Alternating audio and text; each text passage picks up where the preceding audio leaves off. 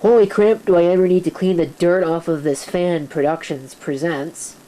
Some of you might remember from a couple years ago that on, what was the model number? On Mac 301 or something like that. That particular clock radio that I made a video of and basically bashed its existence because it was kind of a piece of crap. Well, I think you might be able to tell I deleted the video, and I did this a while ago, but I'm going to justify it right now because I got really tired of all of the comments on that video because I bought it used. I bought it at a thrift store for a fraction of the price, about half of what the price of it actually was. It sold brand new for $10. I paid $5 for it, for the example that I had. And apparently, because I didn't buy it brand new, I have no right to complain about the product. Well, I'm sorry, but that's not how the world works. So once again, here is a brand new, well, this one's not brand new, but this is a new product that you can buy today for, I think, about $30 if you go to a superstore or a Loblaws or whatever, and you might even be able to get them at Walmart. Obviously, I did not pay anywhere close to that for this one product, and I know full well that I'm getting a used product. You missed the entire point of that video. The point of the video was that the clock radio itself, no matter what the price, was a piece of junk. Is this one a piece of junk as well? Well, I don't know, but I can tell you one thing. It's certainly an example of overcomplication of these things. So we'll just go ahead and have a quick look-see at it. Pretty nondescript, to be honest with you. You do get 2 alarms, and the nice thing about this one is that each alarm can be set to either be the beeper or the radio. I cannot tell you how many times I've seen a clock radio where one alarm is the beeper and the other alarm is the radio. How useless is that? Like, seriously? Come on. Anyway. So you can see these buttons are set up in a sort of press and hold kind of deal. And I'm not a big fan of this, to be honest with you. Because it just makes things seem needlessly complicated, especially for a button like this, where you've got 3 different options: recall, store, and set time. It's not clear at all which one is supposed to be which. You have to read the manual in order to figure that out. Which, of course, being as though this is a used product, I didn't get, so I had to go look it up and find it. This is, if you can't read the video title, an RCA RC220-B clock radio. And it's got a blue LED display.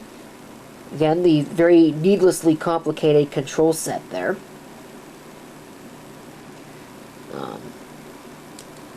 At the top there's a snooze button here, which also doubles as the light on-off switch. Not like you can actually read that printing at all. There's this curious little thing back here. And then on the back of the unit is the speaker, which I would say is about a 1-inch speaker, being generous. You do actually get an outboard FM antenna, so I gotta commend them for that. But what you don't get is an internal power supply. There's no transformer and no capacitive dropper or even a built-in switch mode power supply or anything like that. No. You need to use a DC wall wart, and this is not the most well-constructed wall wart in the world. I mean, sure, it's not a featherweight piece of crap or anything like that, but it's still not that great. And it's a switch. It's very obviously a switch mode power supply. So this is going to wreak havoc on the AM broadcast band, which I believe this thing does actually support, but I'm not sure. I guess we'll find out.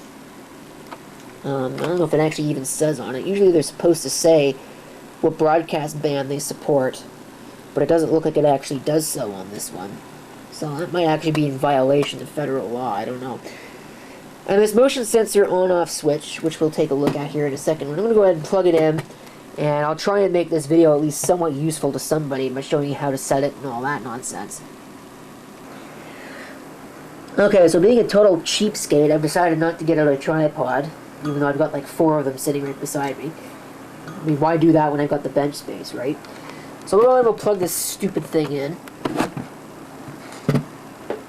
I'll see it initialize itself and come straight to a blinking clock display. And it's right here that I'm going to point out a very serious potential flaw with the design of this thing. You can see it's flashing, and the manual indicates that this tells you that it lost power. Well, that's pretty straightforward in and of itself, not really a design flaw, but to set the time, you have to press and hold this set time button until the display flashes. So, how do you know that it's in time set mode? I guess you never know. And then the clock tune buttons over here are used to figure it out. Okay, well the display is not flashing now. You have to push it twice.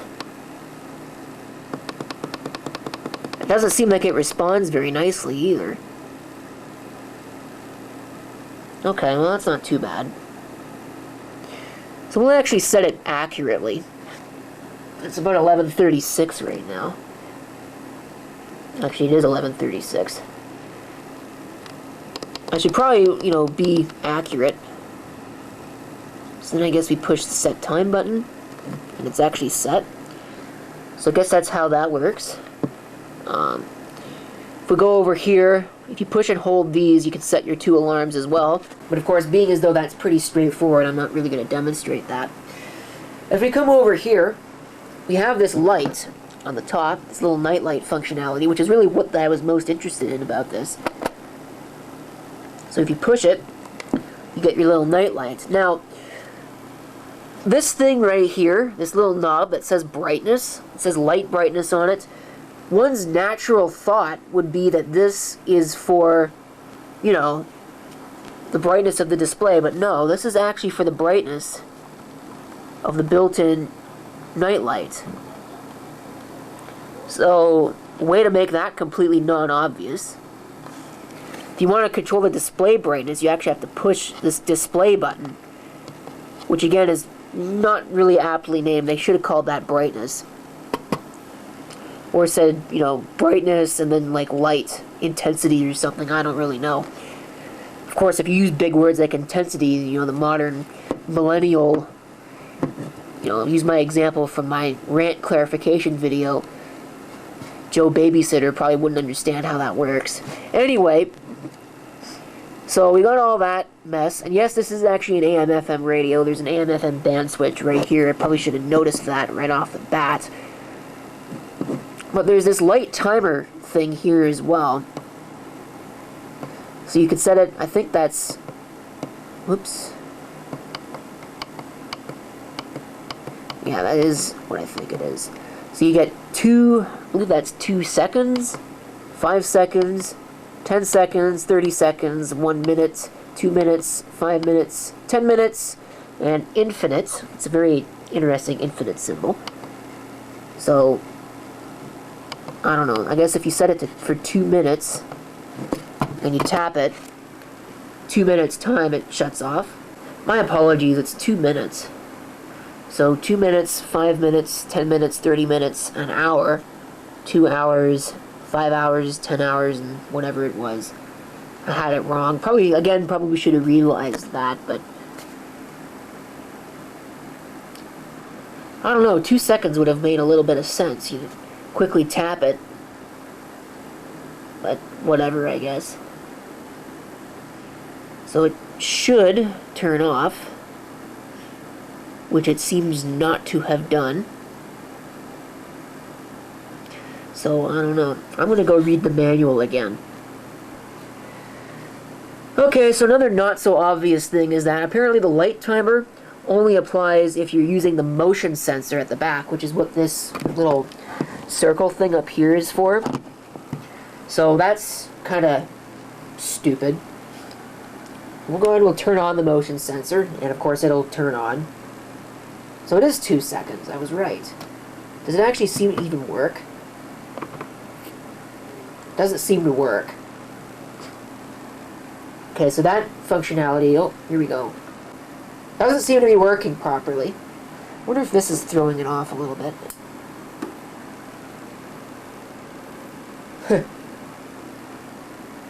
Yeah, I think that light was throwing it off. So we'll go ahead and we'll change that if we can. We'll set that to, I don't know, probably 5 seconds. Sounds as good as anything else. So it should turn itself off automatically here in a second. If I wave my hand over it, you can see it comes on. So it does work, it's just that light was throwing it off. So sure if I turn this light back on, it'll, yeah. Anyway, so we'll turn that motion sensor off. Turn the light off. Turn the light off. Alright, so the next thing is the radio. And again, I'm going to point out a flaw. It's completely non-obvious how you're supposed to turn on the radio. There is no radio on button. There's an off button over here, but if you press and hold that, you get the sleep timer, which I guess also turns on the radio, but that's not really what you want, right? But no, you're supposed to push this AM FM button, and oh, here's the volume. So you can see it just comes on to whatever random volume it is.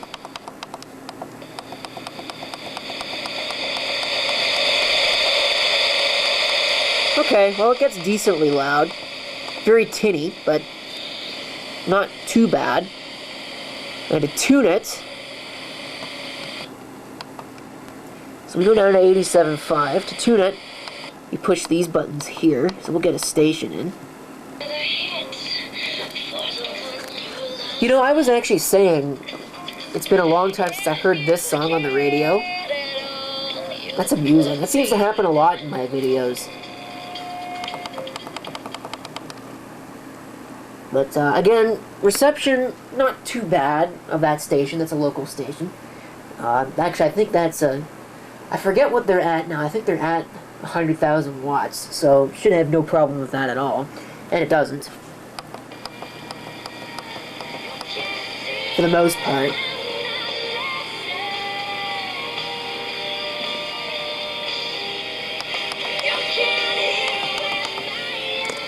So we'll tune to another station here.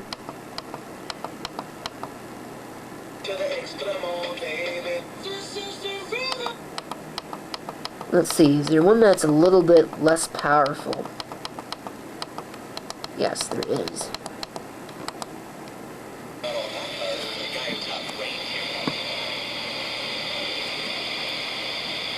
And it is definitely having difficulty pulling that one in. They had it for a second. Maybe I shouldn't have touched it. So it's not really working that well. But that's not unexpected. Okay, so seek tuning on this thing is completely useless. Wouldn't have been really difficult for them to keep the audio unmuted while you were seek tuning. There are plenty of clock radios that do that.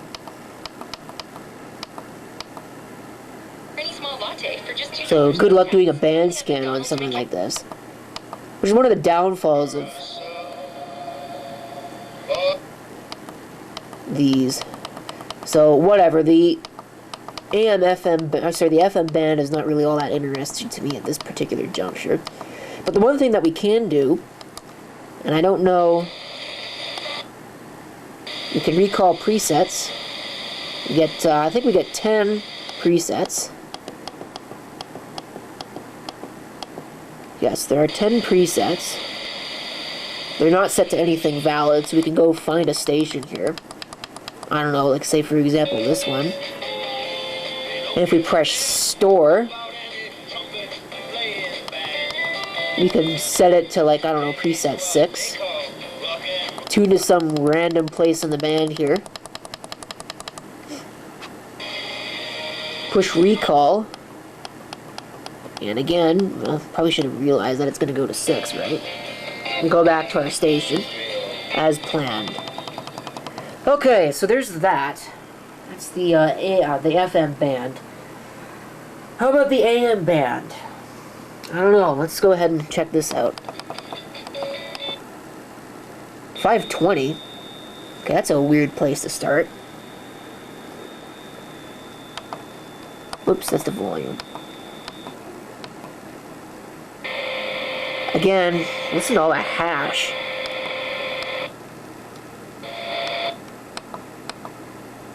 Plane off to Edmonton to face the Oilers this evening. And here's a break. Connor Brown's in. That's very lo-fi. But tight turnaround not affecting the Sens, though. That Connor Brown goal gave Ottawa a 2-1 lead in the second period. Tyler Ennis and Anthony Duclair have also sent forward to the Sens, who are leading. So, again, trying to do any kind of band scan with this thing is absolutely impossible.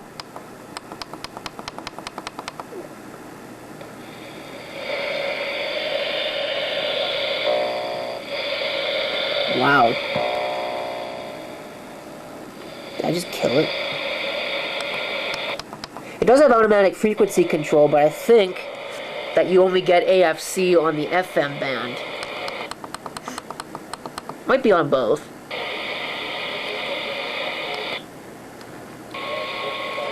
Yeah, trying to do any distance reception on this thing is going to be just not going to happen. I mean, it seems like there should be a station there, but it's silence. And it seems to, like, vacillate back and forth between silence and static, and I don't know. That's really bad. I think the on radio actually did better than this one did.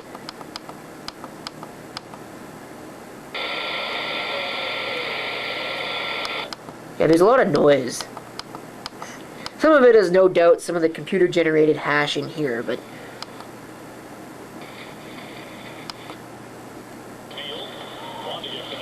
okay, that's a local station. And it seems to be having difficulty with that. Not too bad, but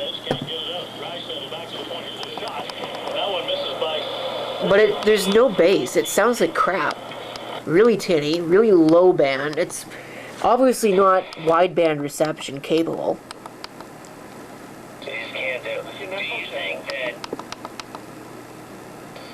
So, I don't know. I guess that's really all I need to say about the radio.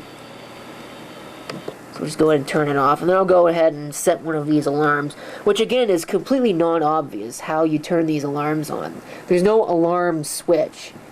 What you do is you go to this set button here, you push and hold it. Oh, that wasn't what I wanted to do. So we can set it, which I'm going to do here. I don't even know what time it is now. Of course, the alarm is on. I can't turn it off. Okay, so I don't know, 11:51. No, 51. Alright, so that's how you do it. Once you set your time, which it's set to 11:50 apparently. That wasn't what I wanted.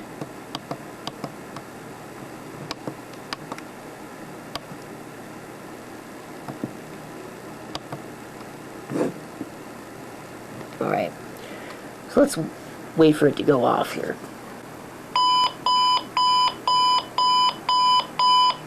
Wow, I'm impressed actually. That's really freaking loud. Let's push the snooze button.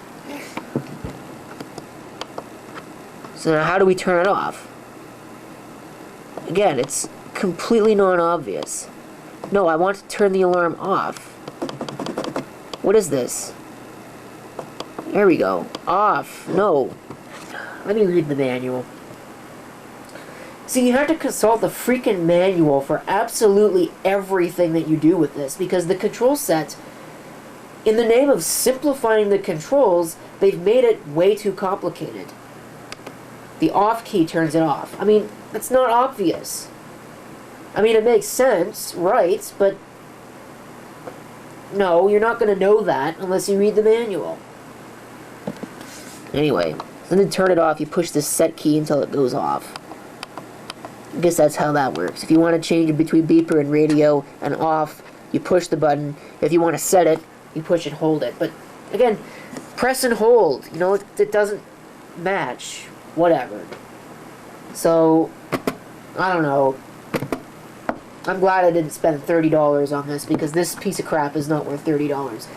$5? Yeah, well, I'd keep it at $5, but you know, honestly, it's just yet another piece of China Pride crap that really isn't worth the plastic it's made out of.